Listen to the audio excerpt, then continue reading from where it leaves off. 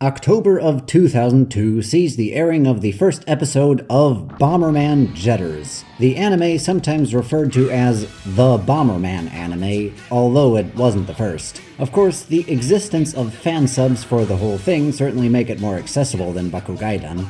So, Jetters is one of the few instances where we can fairly definitively say that it is its own separate thing. It doesn't connect with any of the previous games, although there are some vague similarities to that weird comic for Tournament. This is White Bomber? Wow, I'm down for that! Oh, wait, this is White Bomber. That one was his older brother, Mighty Bomber. And this is his grandma, Momo. Bombers are more distinctly biological here, unlike in the games where at this point it's anyone's guess whether they're robots or human. Here is Mujo, and whoa, is that a socket there? It's bigger than it was in the past. Wait, what's that? No, I do not want to see your extra long range. Oh, it's a laser cannon. Okay then.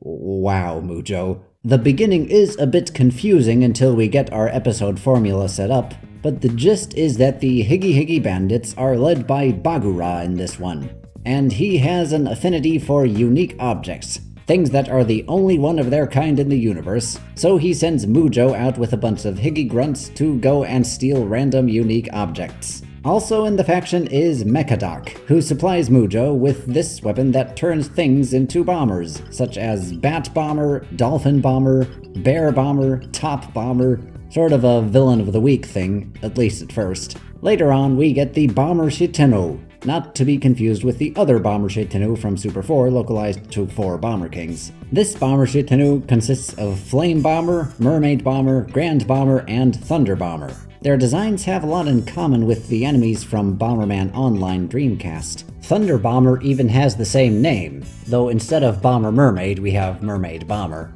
Occasionally, Mujo hangs out at this bar with barkeeper Mama, and we actually get some fairly serious scenes here. No joke, Mujo, when he's not fighting the good guys, is actually a pretty deep character. This is one of those shows that combines being serious and silly. Also, here is Mujo's theme.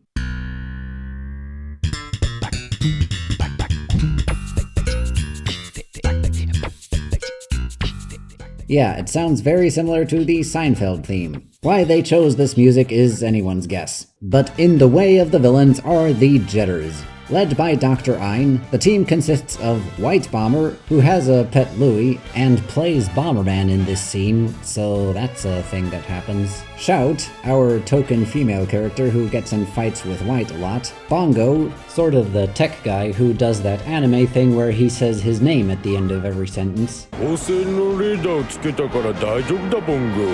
Gangu, a robot built by Dr. Ein, and Birdie, a more serious character. The Carabombs are present in this universe, though they're just sort of there for the cameo. They aren't collected like Pokemon.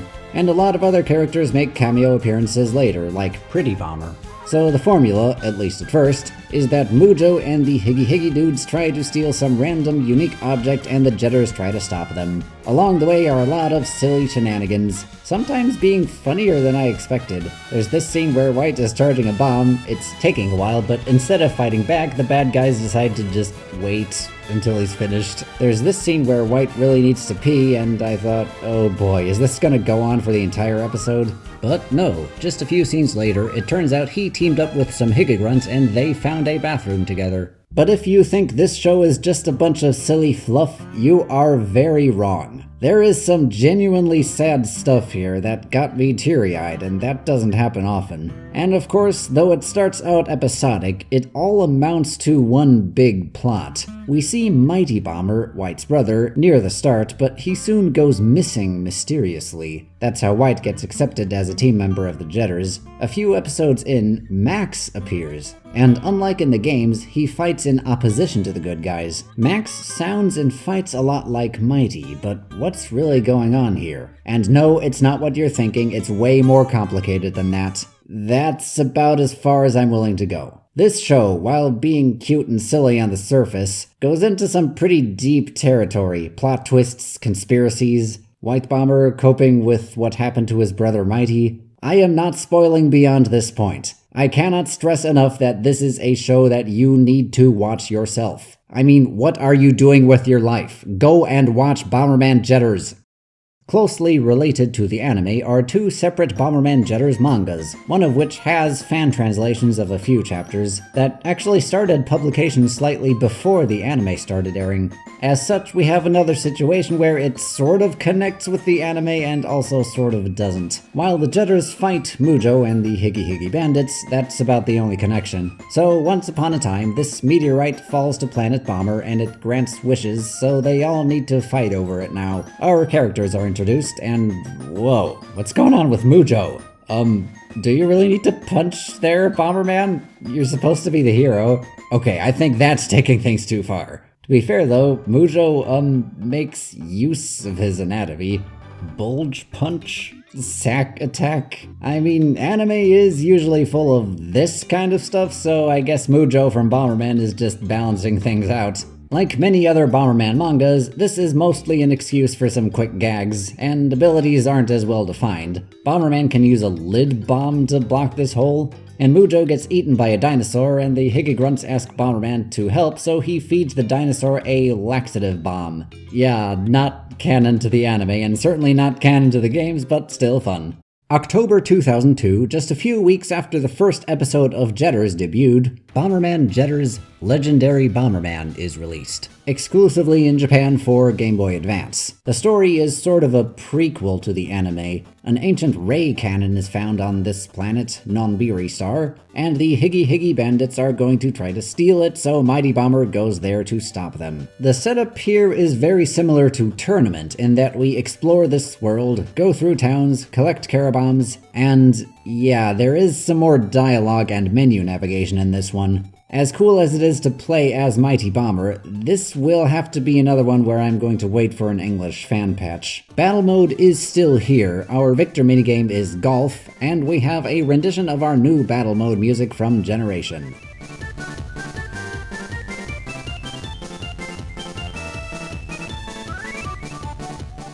December 2002, and you know how Bakugaiden was Japan exclusive? The animes, the mangas, the games, everything. Some of it was distributed in other East Asian countries, but nothing made it to the West. And then Jetters was Japan exclusive, the anime, the mangas, the GBA game, and here is Bomberman Jetters, released for the PlayStation 2 and Nintendo GameCube in Japan and North America.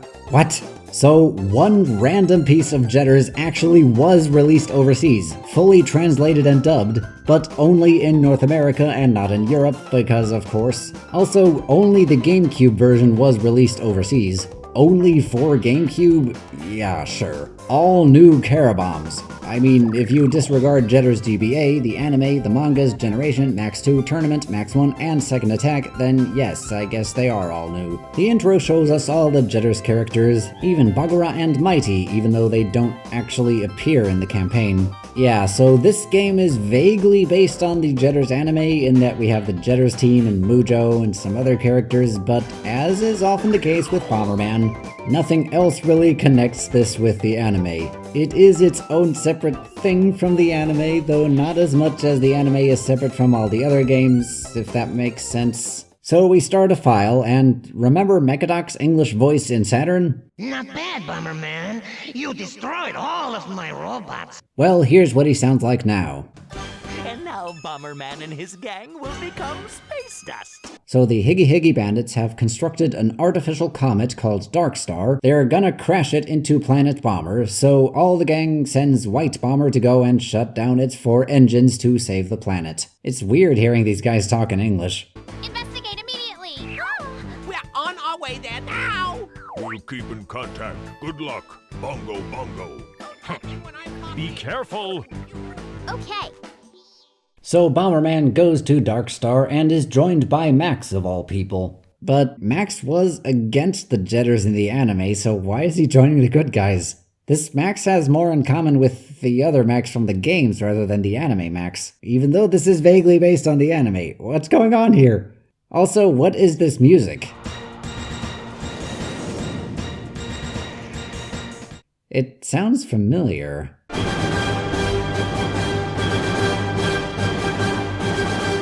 Well, who'da thunk? We start in World 1, Flow World, and see that our gameplay is pretty much the same as Generation. We walk around kicking, throwing, and charging bombs. And instead of just Ein interrupting us, it's the entire team now.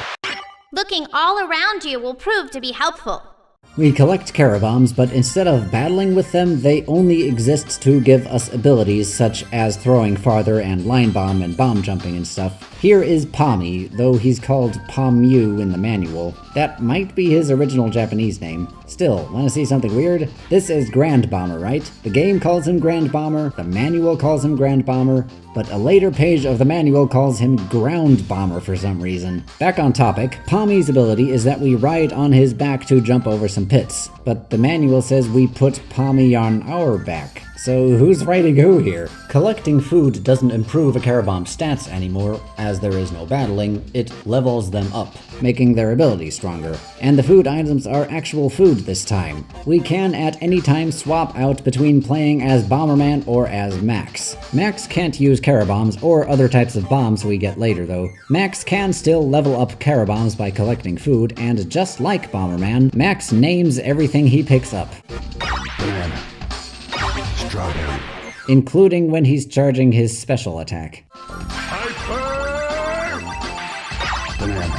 Speaking of which, Max's only purpose is to use Hyper Plasma Bomb, which destroys these gates and also damages enemies that would otherwise be harder to reach. So we go through some levels, the path forward being more clear, though there are some more branching paths here and some more involved puzzles for getting the Carabombs, and we usually fight a mini-boss at the end of every level. Here is Mermaid Bomber, first of the Bomber Shitanu, though I don't think the team has a name in English, but they do have animated intros.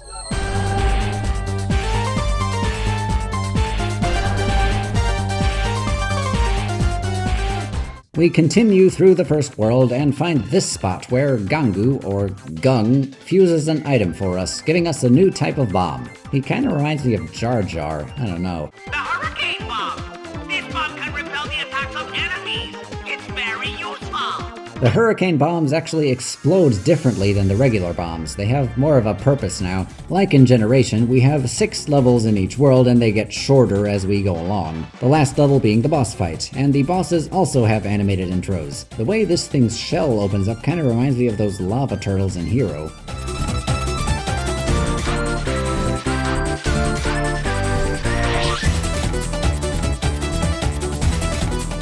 So after that, one of the engines is shut down and we move on to Green World, moving through some more puzzles and this hedge labyrinth. Is it just me or does this music sound similar to some of the music from the old arcade game?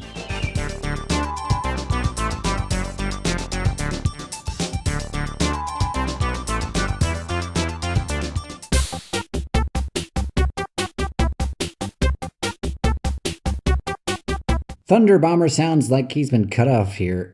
I will burn you to a crisp in a flash!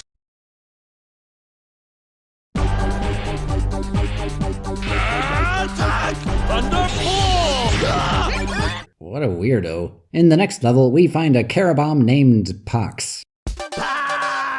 And we go through this really long level with teleporting bamboo shoots and obtain the Aqua Bomb that sends water flying everywhere. After facing this long dragon thing that reminds me of that boss in Max 1, it's off to Hot World with lots of volcanoes, lava, and different colored Higa ninjas on the roofs. A brief run-in with Flame Bomber later, we explore a ninja house and get the Ice Bomb that shoots a spike up pretty far. Useful for fighting against this phoenix thing. We get to the 4th world, Underworld, and float around on this platform thing that reminds me of the platform in Mario 64. Grand Bomber has the power of rushing forward. Yeah, he's really different from the anime. One level later, we get the Thunder Bombs, and then we fight an Anthro Tiger inside a floating tiger head. So with that, we've turned off all the engines, but this tower shows up. Higa Central. We go through some paradise gardens with wizard Higa grunts and Mujo statues. Then we fight against Dark Force Bomber. This one is really different from his counterpart in the anime.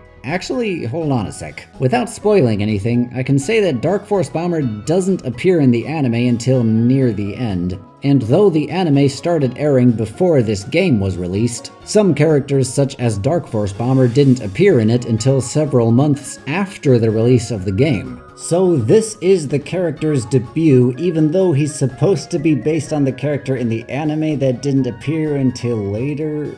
It's Bomberman, what do you expect? We climb the Higa Ring Tower with a stone Mujo statue to fight up top, and then fight against this horse snake thing. Mujo escapes and flies off to Planet Bomber on his own as the credits roll. Mujo and Mechadoc chasing us? Yeah, this isn't the true ending. Along the way, there were a bunch of different cards to collect, most of them unlocking characters for battle mode, such as playable Higa Grunts. But then there are the lightning cards that unlock the final world, Planet Bomber, with the true final boss fight. Mujo has a few weird attacks and screams,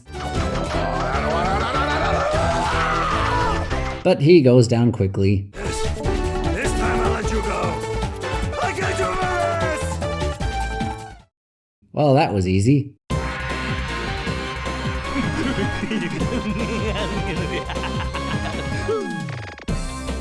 Oh, right. Mechadoc was the one behind the whole plan, wasn't he? And in Saturn we fought him after Mujo. Everybody knows. Throw an ice bomb into the horns of the nose. That hint is so misleading. It's not just ice bombs, and it's not just the nose. It's different bombs in different orifices. I think I'd have figured that out sooner without that hint. It's a longer but fun fight.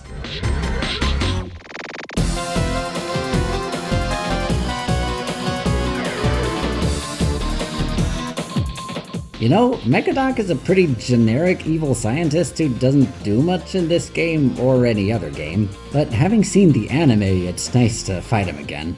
After that, we get the same credits sequence. The end. The end! And then there's this line. Shout, Elaine, Mermaid Bomber, Granny Bomber, pack a bag, we're off to Burma. Yeah, I don't get it either. So it doesn't expand too much on Generation, but it was also released the same year, so it's just more of the same, which does make sense. Sadly, this is our very last 3D adventure. It's also the last time we're seeing the Carabombs, at least in the main game. Also in the game is Bomber Mansion, where Momo, or Grandma Bomber, instructs us through a few floors in a challenge similar to Master Mode from Saturn, where we're graded at the end. We're back to cross-shaped explosions, as it is more traditional gameplay. As is, of course, Battle Mode. All the different bombers from the game are playable, as well as Mujo for some reason, and Mighty, who didn't appear in this game, only in the intro, and some Higa Grunts. They all have a special ability we can charge, such as maxing out stats or generating a dangerous bomb. There are 4 different modes: Standard Battle, Battle for Balloons where we escort balloons to exits, Battle 1-2 where you have to walk over numbers 1 through 9 to win, and Knockout Battle where we knock the other players out of the arena. Our Victor minigame is digging for power-ups, and we have another remix of our new Battle Mode music.